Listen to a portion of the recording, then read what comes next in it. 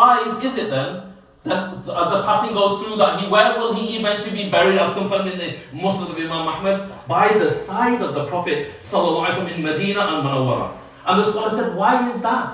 Why is he buried in Makkah al-Mukarramah? Why is he buried by the side of the Prophet alayhi wasallam? Because in his dying breath, he's sending salawat on his master Muhammad sallallahu alaihi wasallam, and Allah takes his soul. And we have confirmed in a hadith, the prophets are buried where they die.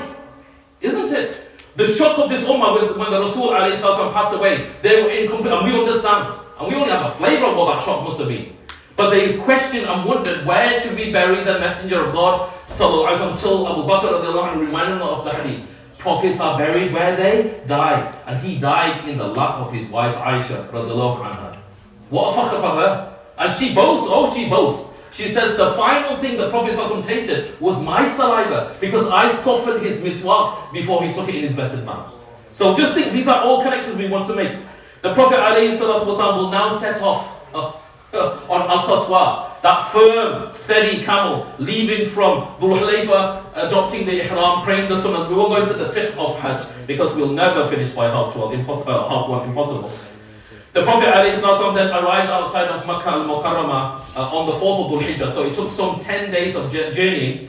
When he arrives at the valley of Tuwab, some 10 days later, he will perform ghusl. So this gives the fiqh ruling that you can perform ghusl without, of course, scent. For the Fajr Salah, praise it, and then after early morning, after praying the Fajr, he will enter into the great city, the al-Qura, the mother of all cities, Makkah al-Mukarramah, on Sunday the 5th of Dhul Hijjah. And the Prophet ﷺ, and it opens a debate, like what, for those who know, there's 3 types of Hajj. What Hajj did the Prophet ﷺ perform? The strongest opinion by quite a distance is Hajj al-Khairāt, the one where he combined the Umrah into Hajj.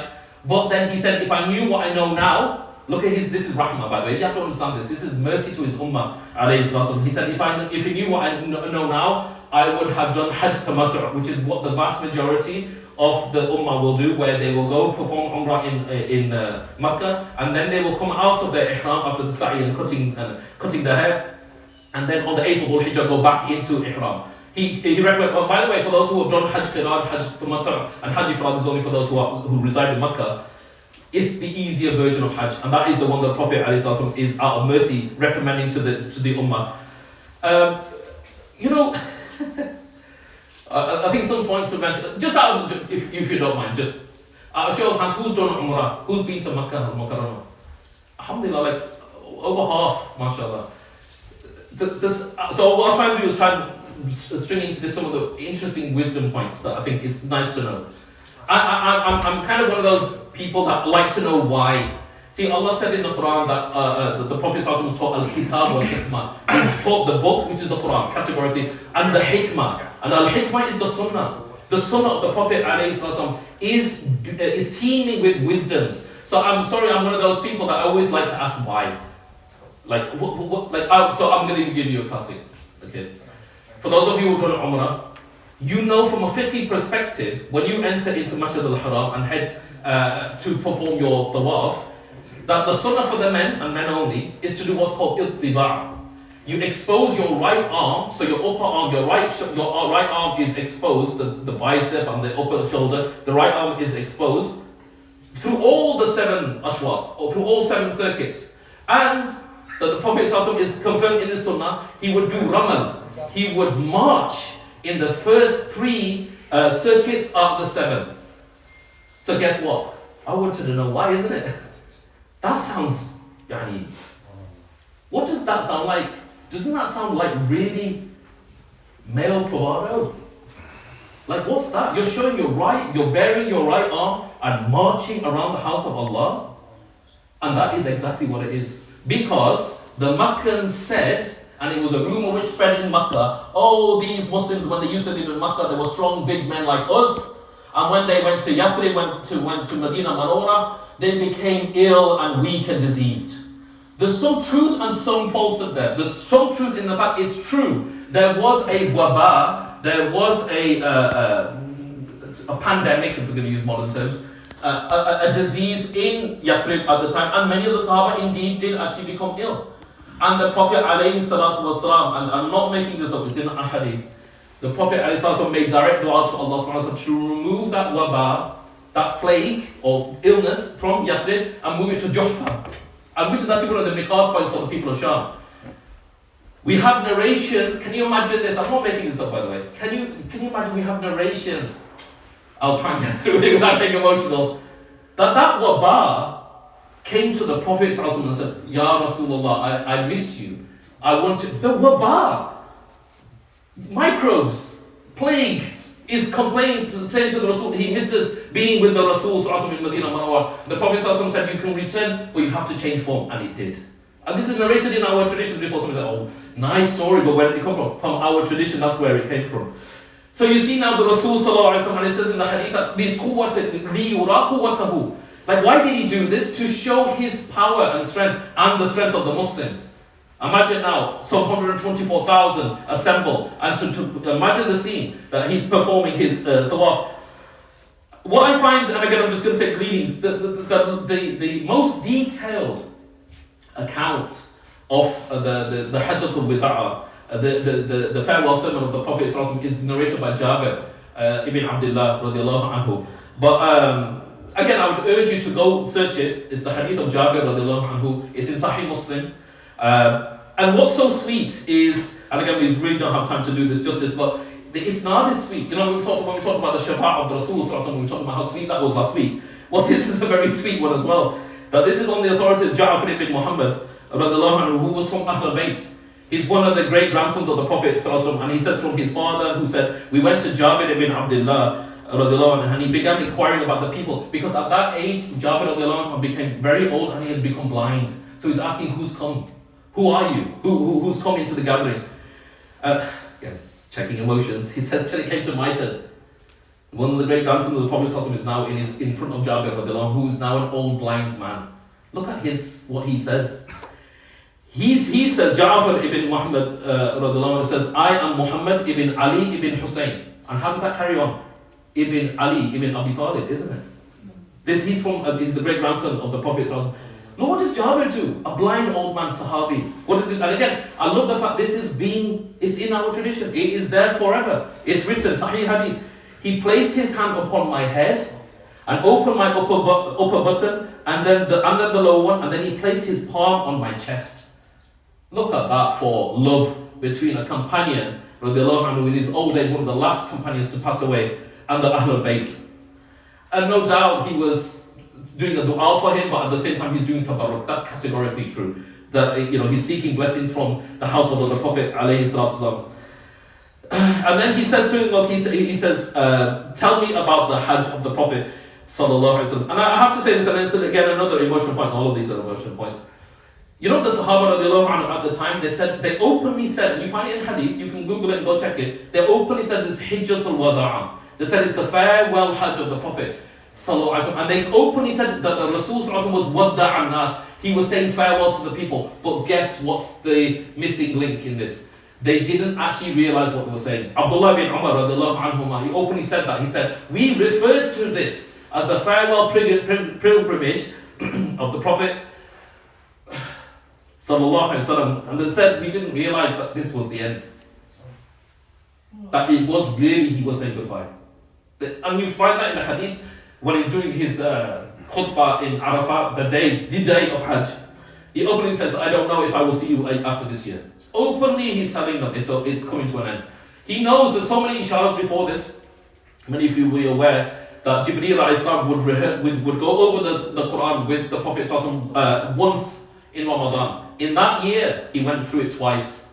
These are isharat. It was coming, the message was coming to an end. And when Surah Nas is revealed, it really is indicating the completeness of the faith. There's some who understood and some who didn't, but the majority of the Sahaba of them, though they were openly saying this is the farewell Hajj of the Prophet, they didn't realize the implication of that. And then you have these Jabir who said that wherever I looked, from my front to my right to my left, from behind, all I saw was just people. They've never seen a mass gathering like that ever in their history. There are details. The Prophet ﷺ then enters and he's riding al-Qaswa, that firm camel that we spoke about when he entered into Medina al-Munawwara is one of the same. And he speaks about how, and you see this is a very beautiful point. He says, Then the Messenger of Allah sallallahu alaihi wasallam prayed in the masjid, and then he mounted al-Qaswa, the she camel, and he stood erect with him on al-Bayda. This is, he's describing from Dhul Hulayfa. And then he says, oh, I saw as far as I could see in front of me, riders and pedestrians on my right and my left, and behind me like this. And then he says something really, really sweet. He says, and the Messenger of Allah sallallahu alaihi wasallam was the most prominent amongst us.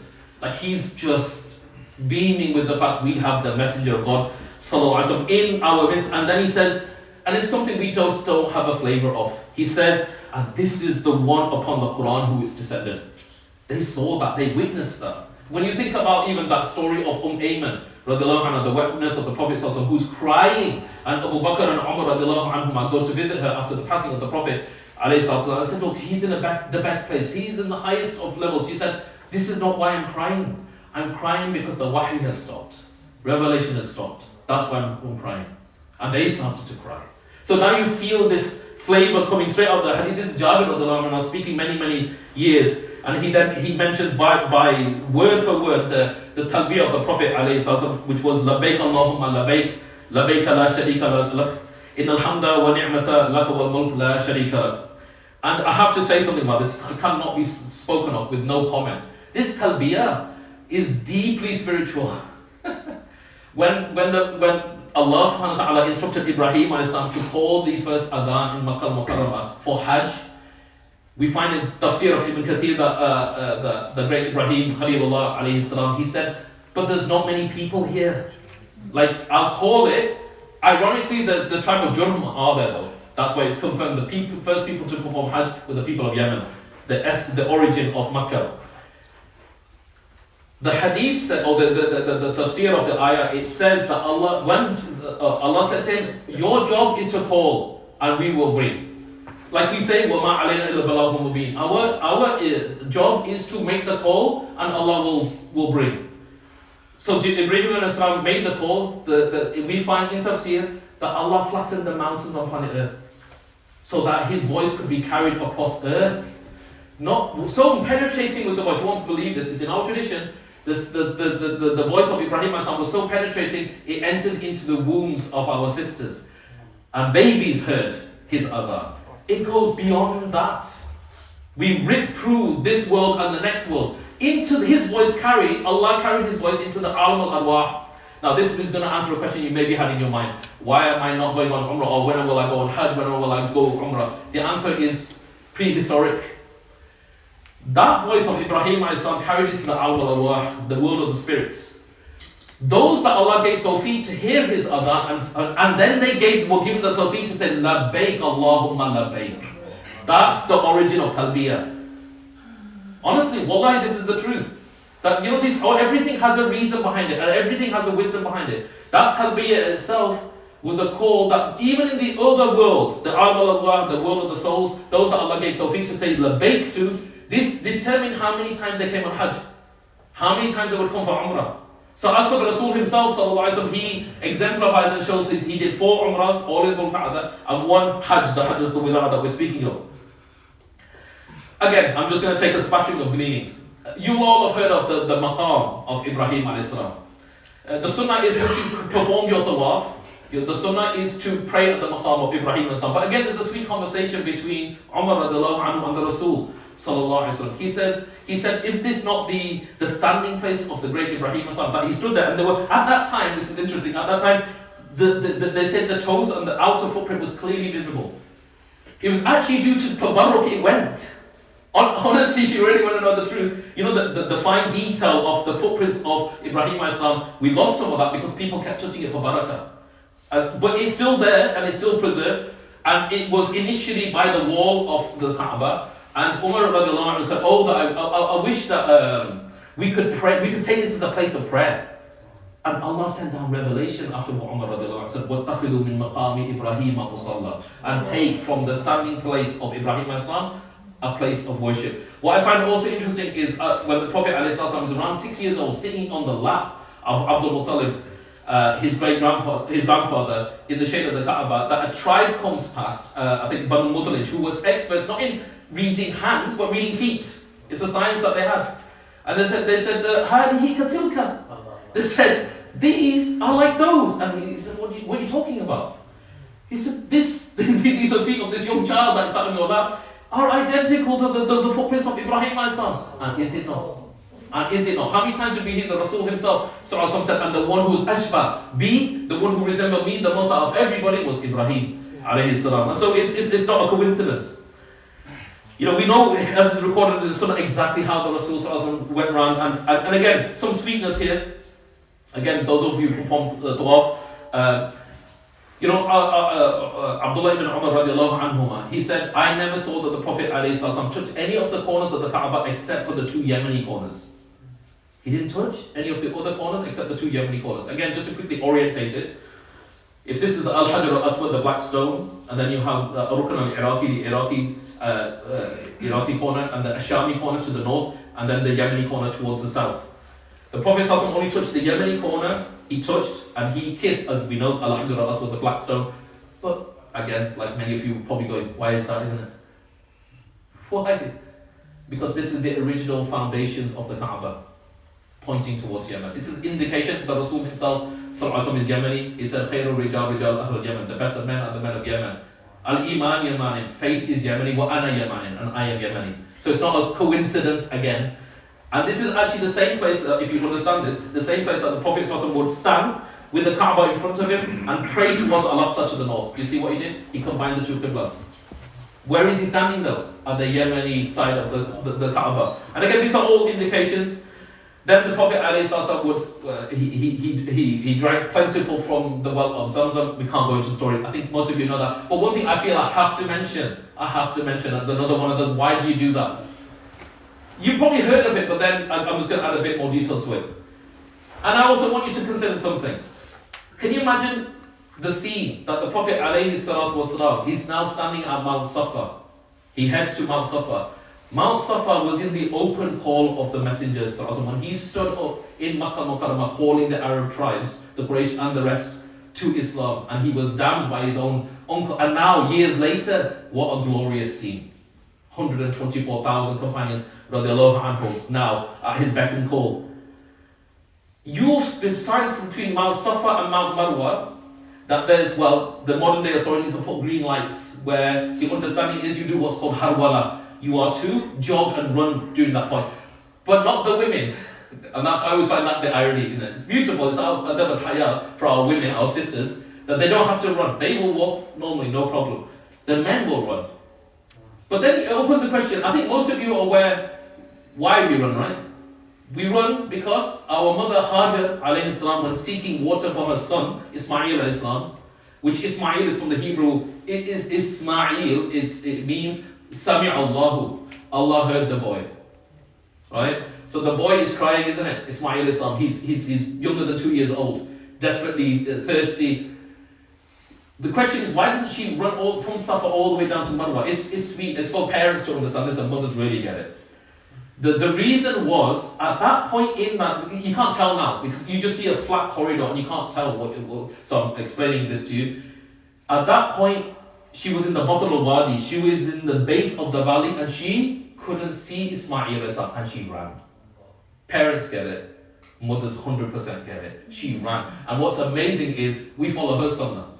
And had it, Hajar as we know from the hadith, that the Prophet said that may Allah have mercy on Ismail. It's beautiful how he said it. Had she left Zamzam alone, it would have been a river in the desert.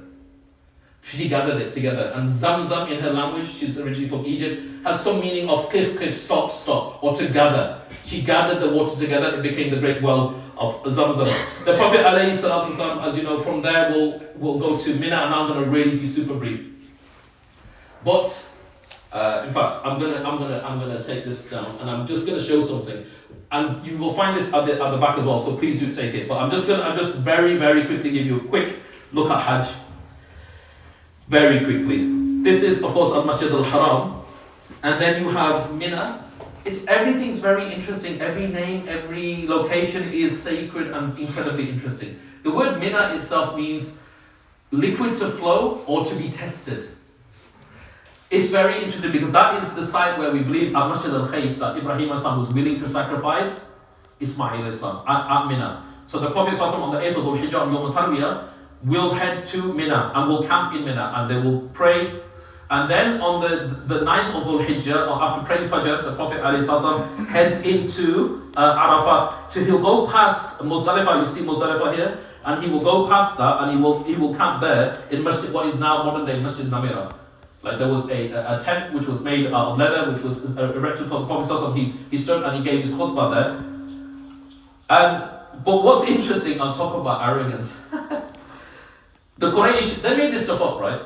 The Quraysh, right, you have to know a little bit about the geography, but Arafat is technically outside of the Makkah hill boundaries. You know, Makkah has its own boundary markers. So if you live in Makkah, like so for example, if you did Umrah, you go to Masjid Aisha to go renew your Umrah, to go and then come back into Makkah.